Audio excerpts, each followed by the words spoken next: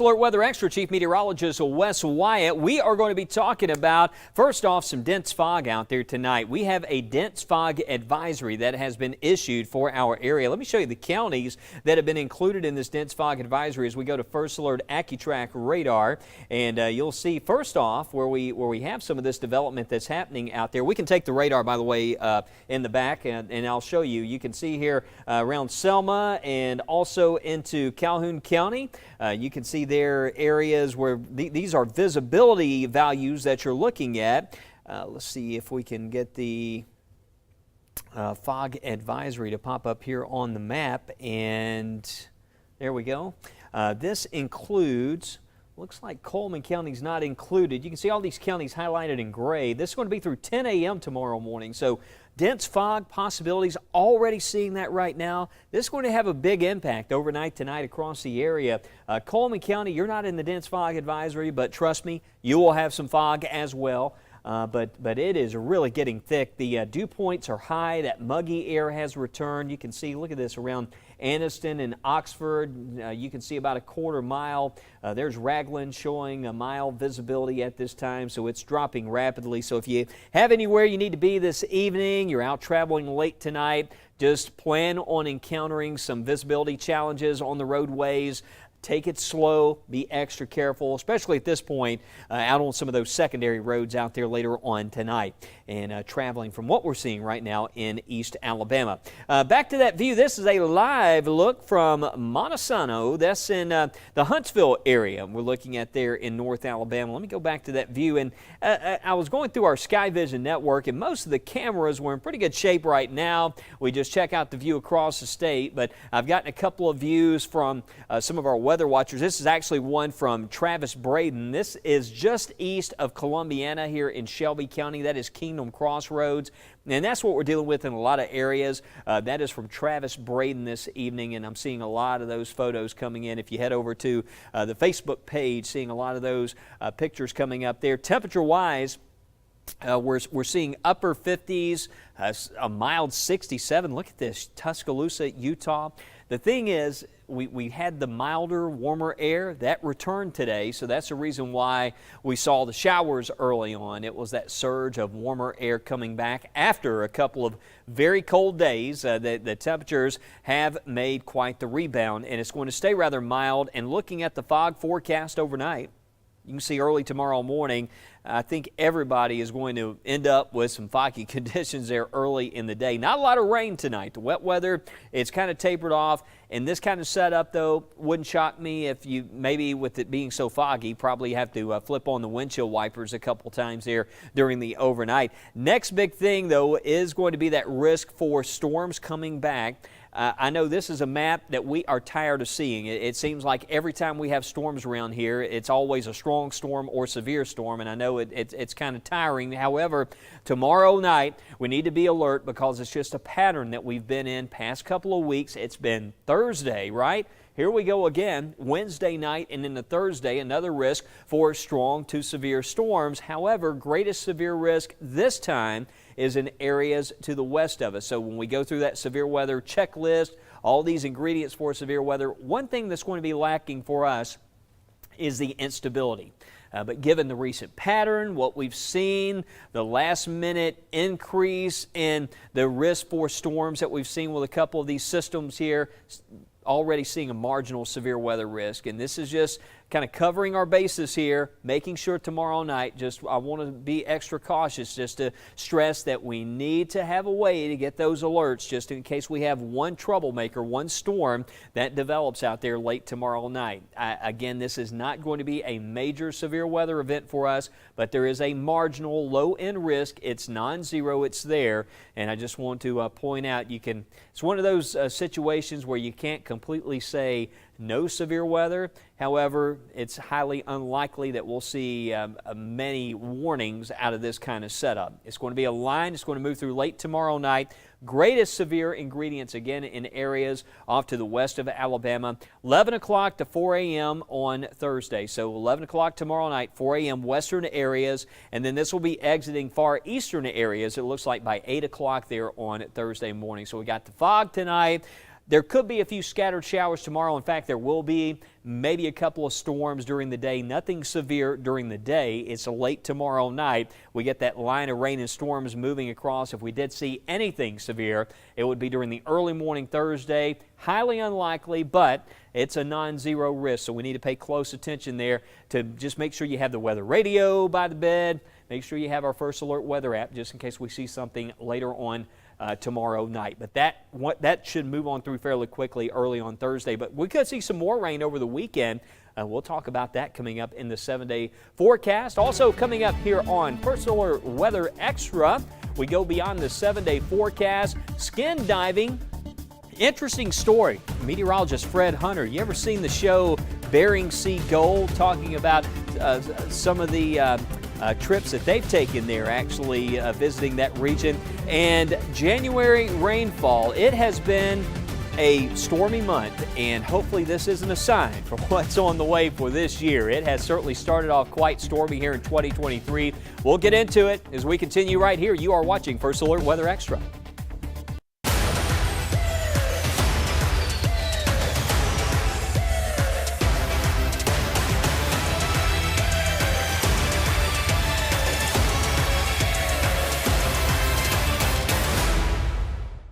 Every storm has a story, where it came from, where it's going, and the lives impacted in between.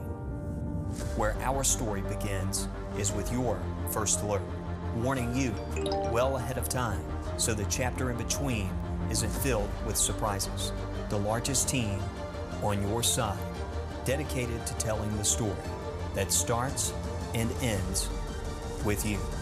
This is why we First Alert.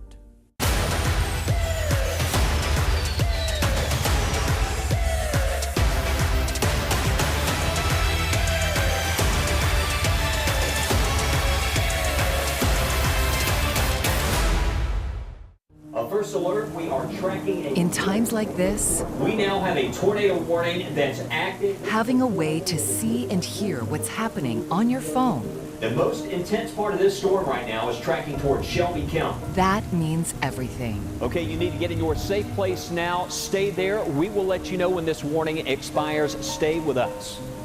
Download the First Alert Weather app today. Stay alert. Stay with the First Alert Weather Team. Mornings, they're yours. Where you start fresh, get your body moving, and tackle a new day. Our mornings are for you. Janice, Mike, Mickey, and Toy, starting early and staying with you all morning long. With more voices speaking to you where you are, and getting to the point with more First Alert weather and traffic from the source you trust. Always on your side. This is Good Day, Alabama.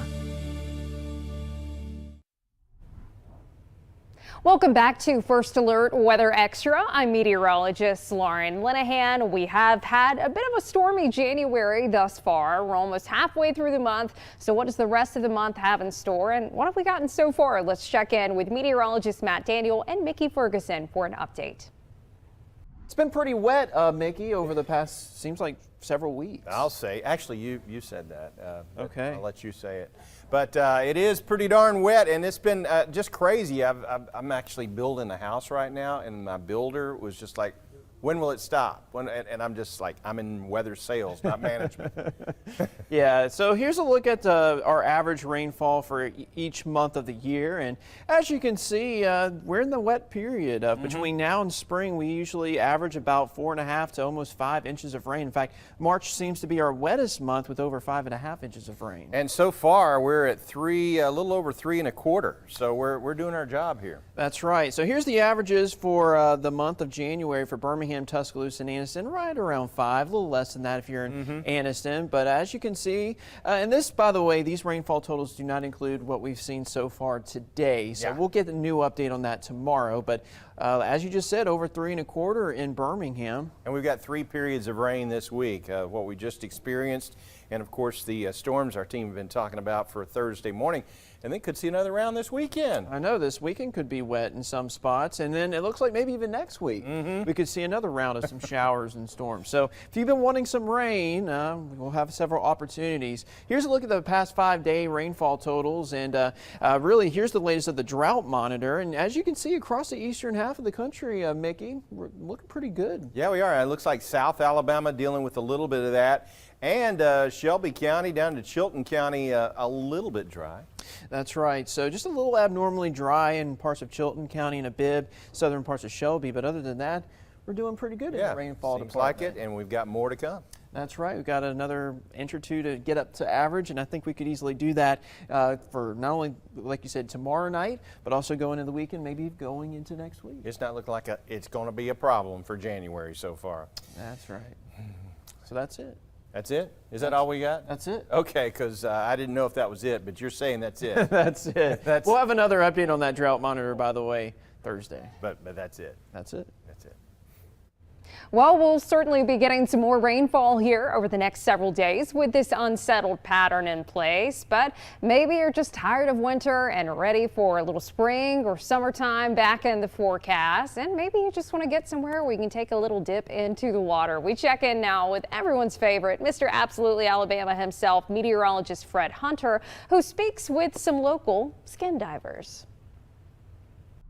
Well, it's our pleasure tonight to revisit an old friend, Forrest Phillips from Southern Skin Divers. And Forrest and I were just talking about when was the first time we met. And behind Forrest, you no doubt can see the big old training pool there. And that is where scuba divers are trained there at Southern Skin Divers. And Forrest, I remember you telling me when we first met that Southern Skin Divers is the oldest scuba school in the country. And I can't tell you how many people I've stumped with, guess where the oldest scuba school in the country is? It's in downtown Birmingham. Tell me the genesis of that and how that came to be, because that's quite a distinction. Yes, I can tell you, we've been within one block of where we are now 70 years. In 1953, Bill Tant came back to Birmingham after being in the Army. And just a few years earlier that, Emile Gagnon and Jacques Cousteau invented what was called the aqualungs back then. So a few years later, scuba wasn't even said as a word. They called it skin diving. Scuba is really self-contained underwater breathing apparatus. But he came back home to Birmingham and opened Southern Skin Divers Supply one block from our back door. And the building barely still stands. So he was there for a long time, and then his nephew and niece, Ken and Amy Banowski, bought it from him for a few years. And then they sold it to me, my brother Spencer, my dad Steve Phillips, and Mark Tant, who was Bill's other nephew. And we bought it in 1996. And shortly after that, we bought the empty lot that was one block from the original building, and design what we call the Scuba School, which is the building you see that I'm in right now. We've been in here since 1998. We've got a 14-foot deep indoor heated pool, showroom, classroom, locker rooms, all that kind of stuff. And we teach here every Tuesday through Saturday year round. And you told me that, so we're coming up, for those folks that hadn't done the math, you're coming up on the 70th anniversary, 70th birthday. 70 years. 1953 is when we started. So we just turned 70 this year. And we started the new year off with a bang. We not only teach 5 days a week here, but we run about 50 to 60 group trips a year. And there's 4 of us here that teach, that are instructors, and that run trips. So sometimes we'll have 2 trips at the same time. Then we might have a week where we won't have a trip. And then another time we might have 3 trips at once.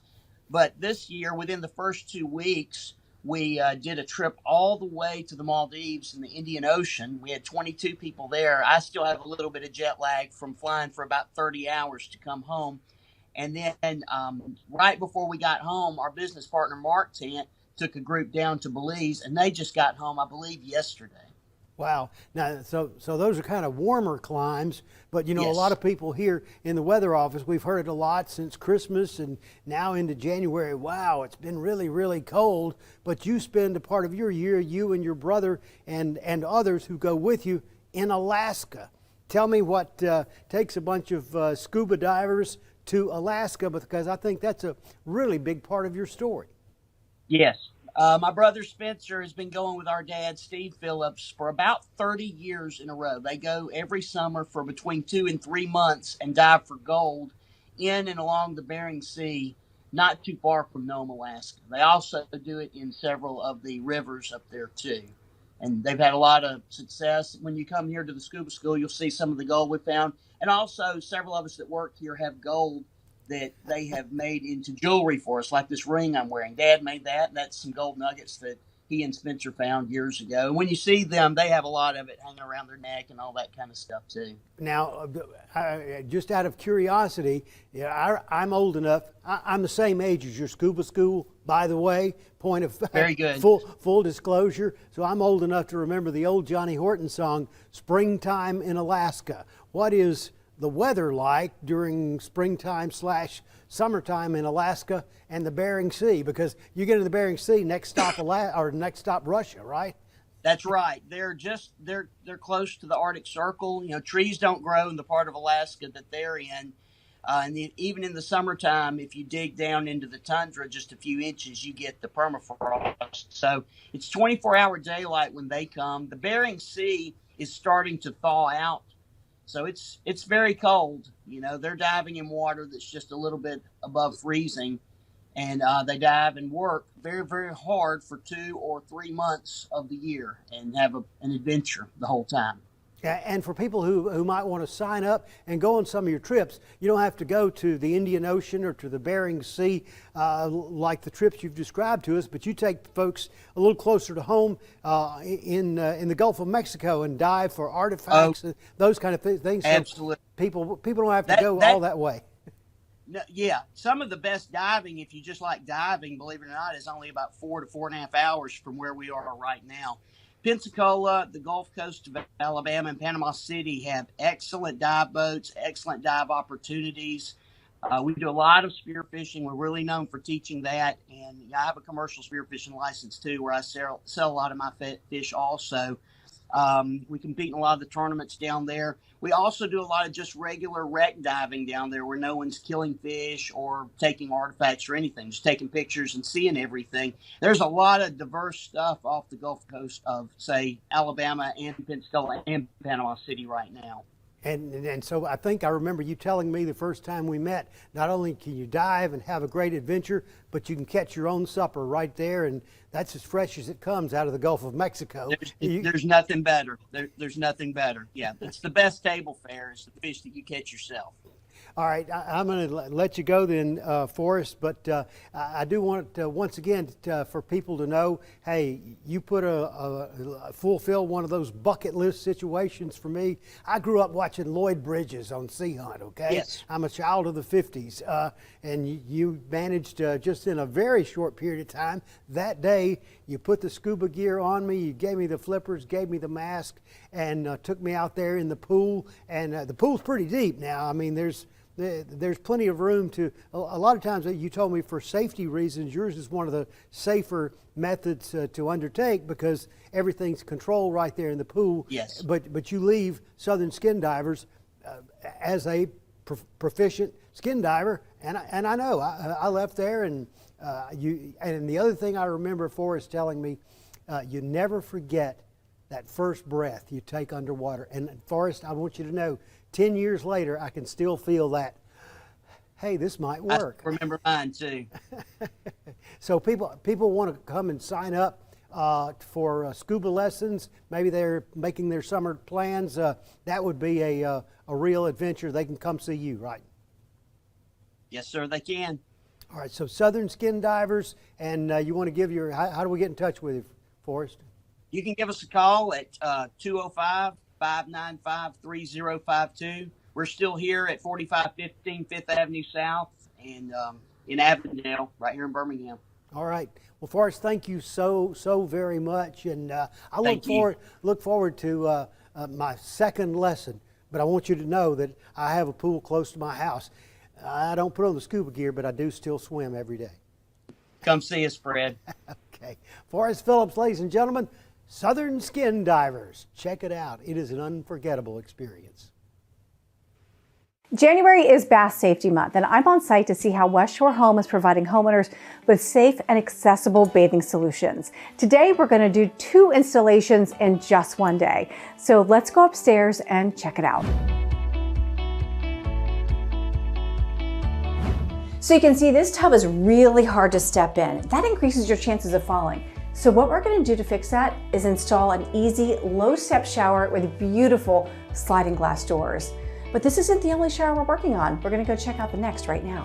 So we're gonna replace this tub with another tub, but what we really wanna focus on is this up here, the drywall above the shower, because if moisture gets in there, mold can form, and that can be a huge problem. We're gonna fix that by bringing the walls all the way up to the ceiling.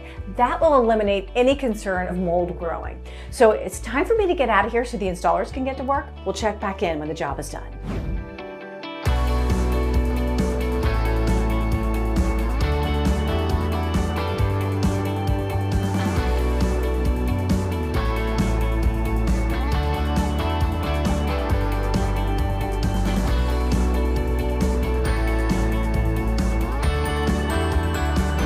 So the installers just wrapped up and this looks amazing. They took the walls all the way up to the ceiling and they were able to replace that old tub with something new and modern. But this isn't the only project they worked on today. Let's go check out the other bathroom.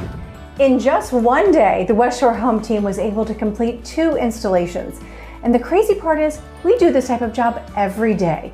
So if you're looking for a safer bathing solution, give us a call and you can get this great offer. Call in now because we're doing 18 months of no payments and no interest financing. That means you don't have to worry about paying anything on your project until well into 2024. Plus, we're taking 20% off all shower and bath projects. Call West Shore Home now. Welcome back into First Alert Weather Extra. Time to check out that forecast, and then we're about to go beyond the 7-day forecast here as we take a look at First Alert AccuTrack radar and satellite. You can see still some clouds, but all the wet weather has moved on out. The big story tonight is going to be some dense fog. This is where the Storm Prediction Center has a severe weather outlook. It's kind of split between the day 2, day 3 outlook, but bottom line, the entire area here is in a level 1 out of 5 marginal severe weather risk.